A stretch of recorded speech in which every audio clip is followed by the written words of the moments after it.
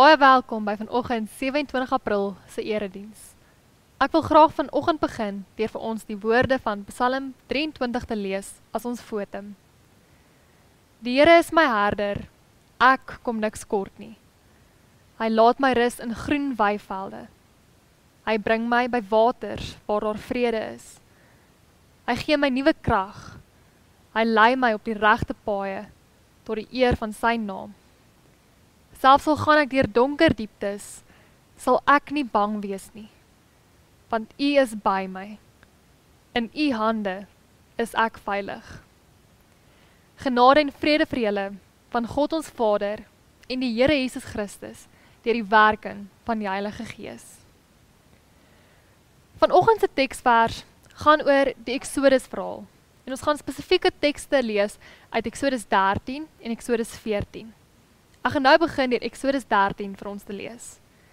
Exodus 13 vers 17 tot 22. Toe die Farao die volk laat trek het God hulle nie die pad na die land van die Filistyne toe laat vat nie, hoewel dit die kortste was. Want, hy het gesê, as die volk in 'n geveg betrokke raak, kan hulle dalk spyt kry en na Egipte toe wil teruggaan. Daarom het God die volk met 'n ompad laat gaan, met die woestynpad in die rigting van die Rietsee. Die Israeliete het goed georganiseerd uit Egipte getrek en naby aan die rand van die woestyn gekamp en op kamp opgeslaan. Die Here het bedags met 'n wolkkolom voor hulle uitgegaan om vir hulle die pad te wys en snags met 'n vuurkolom om vir hulle die lig te verskaf, sodat hulle dag en nag kon trek. Die wolkkolom bedags en die vuurkolom snags het altyd oor die volk gebly.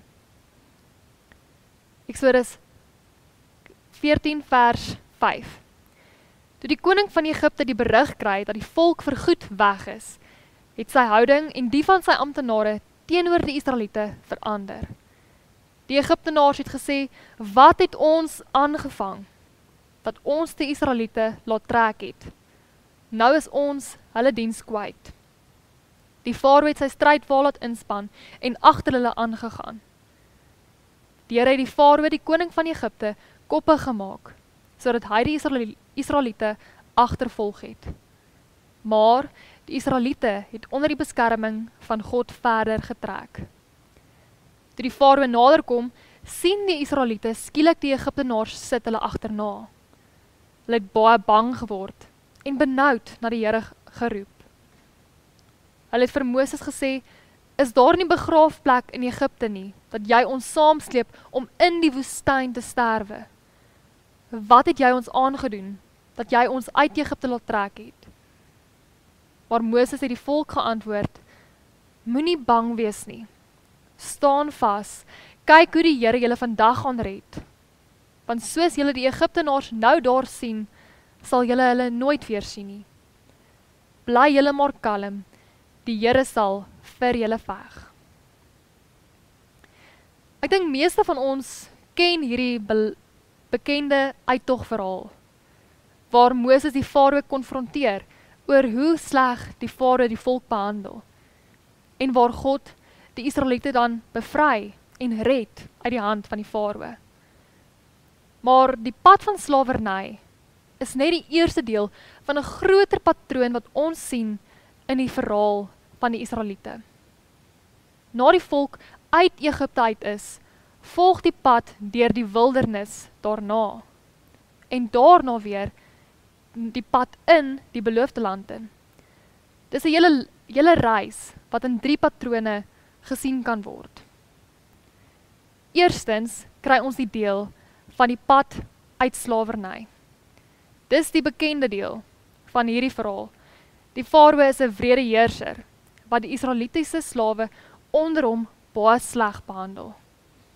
En daarom stuur God vir Moses om vir Farao te gaan konfronteer en om te sê, laat my volk trek. En toe die Farao hulle uiteindelik vrylaat en die volk vertrek, kom hulle by wat soos 'n onmoontlike versperring lyk. 'n Vloed water waardeur hulle nie kan kom nie. En dit lyk asof hulle weer vasgekeer is die einde van die pad bereik het. Maar God voorsien. Hy maak vir hulle 'n weg waar daar nie 'n weg was nie. En hulle gaan deur die see. Maar dis nie die einde van die verhaal nie. Die volk is nog nie tuis of waar hulle moet wees nie. En aan die ander kant van die water kom hulle uiteindelik op die pad van die wildernis. 'n harde en 'n gevaarlike woestyngebied. En dit bring ons dan by die tweede deel van die patroon. In die wildernis is God met hulle. Hy voorsien vir hulle behoeftes, selfs al is dit nie op die manier of op die tydsberekening wat hulle dit sou verkies nie. Ons sien dat die wildernis die plek is waar die volk moet leer om op God te vertrou en volgens sy daaglikse brood moet leer leef. Selfs wanneer die dinge lank of onmoontlik of hopeloos voel. Selfs dan is dit die Here wat hulle bystaan en hulle deurhelp. En dan gaan die verhaal verder en kom ons by die derde deel van die patroon, waar hulle by die pad van die beloofde land kom. Die beloofde land waar die volk uiteindelik vry is en as vry mense kan leef. Die land waarna hulle uitgesien het en vir jare lank gewag het. En dis die patroon van die verhaal.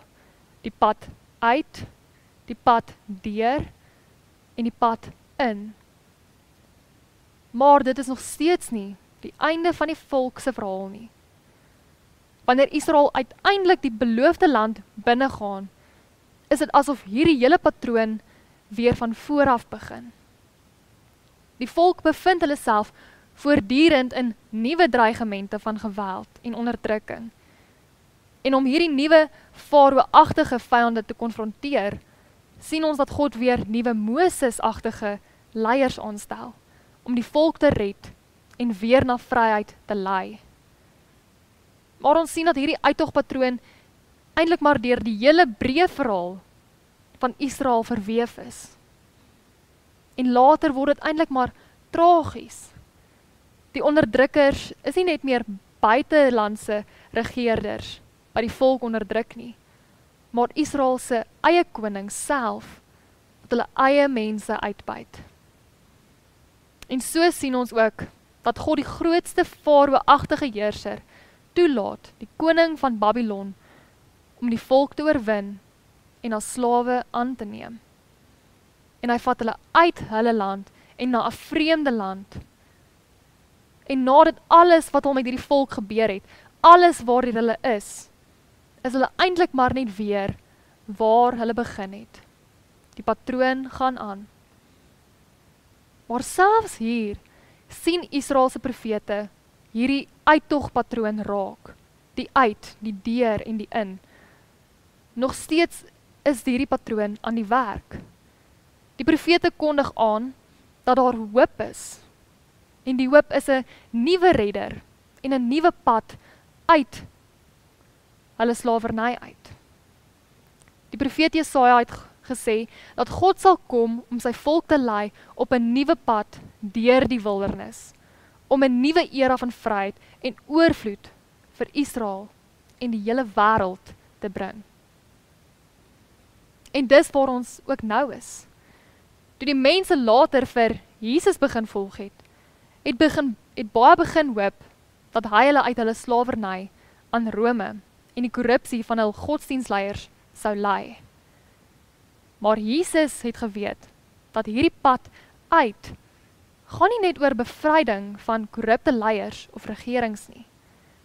Hy het geleer dat die mensdom verslaaf is aan 'n dieper of 'n meer bose Farao, wat ons as gevangenes hou, ons wêreld korrup maak en ons almal tot die dood lei. Maar Jesus het gekom om ons van daardie slawerny te bevry. Maar hoe doen hy dit? Jesus stap self die pad van die dood, om 'n pad te maak, sodat ons almal vryheid kan hê. Maar nou is ons baie jare later, en wat nou? Volgens hierdie herhalende uittogpatroon uit en bevryding, deur die wildernis en in die beloofde land, waar is ons nou? Ons is eintlik maar nog steeds in die wildernis. Ons is eintlik maar vandag nog op 'n plek waar ons partykeer in donkerte is en hopeloos kan voel. Maar as Jesus se volgelinge, vertrou ons dat God ons deur die woestyn sal deurlei, in ons behoeftes sal voorsien, en saam met ons hierdie pad wat ons ook loop, sal lei. Die uittogverhaal gaan oor meer as net Moses en die volk se verhaal. Dit is ook ons verhaal. En as ons eerlik is met onsself, dan volg ons eie lewens ook hierdie patrone. Ons almal wil uit iets kom, uit finansiële druk, uit familieprobleme, uit huweliksprobleme. Maar die probleem met wat ons vandag soek, is dat ons maklike uitwegte soek. En as ons enigiets leer van die Exodus verhaal, is dat hierdie pad, hierdie reis, nie maklik is nie. En daar is nie 'n maklike uitweg nie. Die pad uit is gewoonlik deur die wildernis. En dit beteken, dit gaan nie maklik wees nie. Dit beteken, dit gaan ons iets kos. Dit beteken, dit gaan nie gebeur soos wat ons dit wil hê, hoe dit moet gebeur nie. En net soos die Israeliete, gaan jy dag na dag op God moet staat maak, vir sy beskerming, vir sy stukkie brood, om vir jou water te voorsien, om voor jou te loop en jou pad gelyk te maak.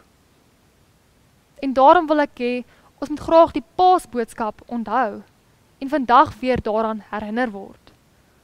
Al sien ons nie God nie, al voel ons nie God nie, is dit hy wat ons weer en weer bevry, as gevangenes, lei deur die wildernisse van ons lewens, en ons uiteindelik in die beloofde land inlei. Onthou vandag om vas te hou aan God se belofte. Moenie soek vir maklike antwoorde of vir maklike uitweg nie. Sien eerder die Here raak wat op hierdie pad en deur hierdie pad langs jou is. Amen. Here, dankie dat ons U kan raak sien op hierdie pad wat ons loop. Here, maar help ons, selfs al sien ons U nie raak nie. Here, dat ons met 'n geruste hart kan weet, of kan vashou aan die belofte wat U vir ons gemaak het, dat U ons nooit alleen los nie. Here, dat U hierdie pad saam met ons loop. Here, mag dit vir ons nuwe hoop bring in ons lewens vandag, waar dit moeilik en seer en Here, waar ons maklike uitweg te soek. Here, help ons om te weet, dat selfs al is dit maklik, selfs al is dit moeilik, U is daar saam met ons. Amen.